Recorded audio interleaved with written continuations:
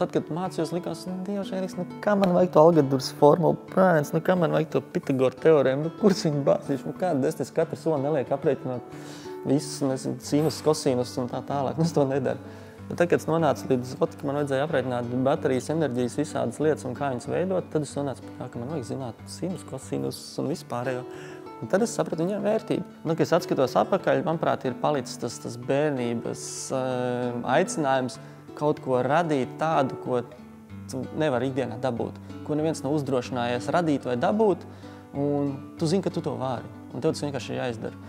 Tas pats pēdējā laika kartings vai kas. Tas ir tieši tāpat bijis. Visi pasaulē saka, ka to nevar, vai ļoti daudz cilvēku noniecina, ka tas nav iespējams.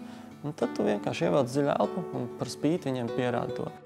Tu vēlies kaut ko jaunu radīt, negrib kļūdīsies. Nenotiek no jauna lietas bez kļūdām. Un tieši tajā kļūdu procesā tu iegūst visvairāk zināšanas par to, kā radīt jaunas lietas.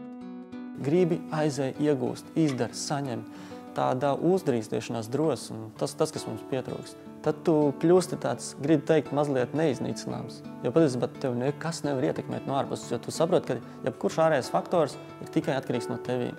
Ja tev uz ceļa pie mājas tā bedra traucē, kāpēc tu sūdzies pašvaldības ceļa labotājiem? Visticamāk, tas deputāts savu mūžu neatbrauks un to bedru neieraudzīs, bet tu katru rītu un vakaru viņā iebrauc un pukojies par to, ka izej ārā, ieber tos pāris akmentiņus tajā ceļa bedrē, un tu pats būsi laimīgs. Šajā gadījumā aprēķini labāko, ko tu iegūsi sūdzoties. Iegūms ir apaļ nulle. Priekš kam tērēt laika, ja tu neko neiegūst?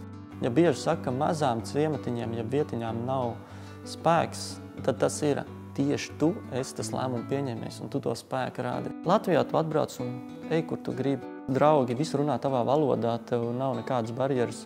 Tā ir milzīga brīvība. Tev te ir blakus neiedomājums darba mašīnas, vārdā brālis un māsa, tētis un mamma, draugi. Mazs ciematiņš vai liela pilsēta nav svarīgi. Tu esi ar 2 brīvām rokām, 2 ātrām kājām un daudz palīgiem visiem riņķī. Tev praktiski ir iespējams izdarīt jebko.